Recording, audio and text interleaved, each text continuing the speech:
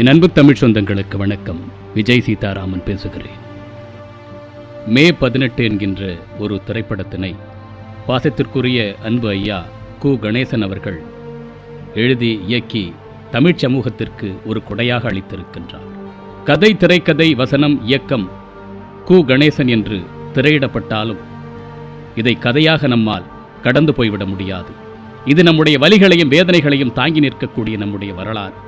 இன்னும் சொல்வதானால் நம்முடைய இளைய தலைமுறையினர் அத்தனை பேரும் அறிந்து கொள்ள வேண்டிய நம்முடைய வரலாறு.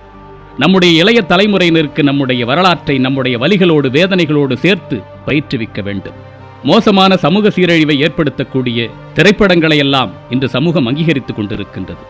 ஆனால் ஒரு பேரினத்தினுடைய ஒரு கண்ணீர் நிறைந்த பக்கங்களை காவியமாக உருவாக்குவது என்பது ஒரு சவாலான காரியம். அந்த செயலை செய்வதே பாராட்டுக்குரியது. ஒரு கலைஞனுக்கு சமூகம் கொடுக்கக்கூடிய மிகப்பெரிய அங்கீகாரமே அந்த படைப்புகளை ஏற்றுக்கொள்வதும் அதை கொண்டாடுவதும் தான். அந்த விதத்தில் மே 18 போன்ற திரைப்படங்கள் கொண்டாடப்பட வேண்டியவை. அன்பு ஐயா கணேசன் போன்ற படைப்பாளிகள் இந்த சமூகத்தினுடைய இருண்ட விழிகளை திறப்பதற்கான ஆயத்தங்களை செய்யக்கூடியவர்களாக இருக்கின்றார்கள். நல்ல படைப்புகள் தான் நல்ல சமுதாயத்தை உருவாக்கும். நல்ல படைப்புகள் தான் நல்ல வழிகாட்டியாக இருக்கும்.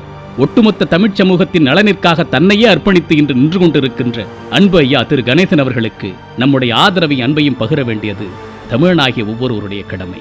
தமிழ்ச் சமூகத்தின் உணர்வுகளை வெளிப்படுத்தக்கூடிய ஒரு ஆகச்சிறந்த படைப்பாளி என்ற விதத்தில் என்னுடைய அன்பும் ஆதரவும் என்றும் அன்பு ஐயா இயக்குனர் கு கணேசன் அவர்களுக்கு என்றும் இருக்கும்.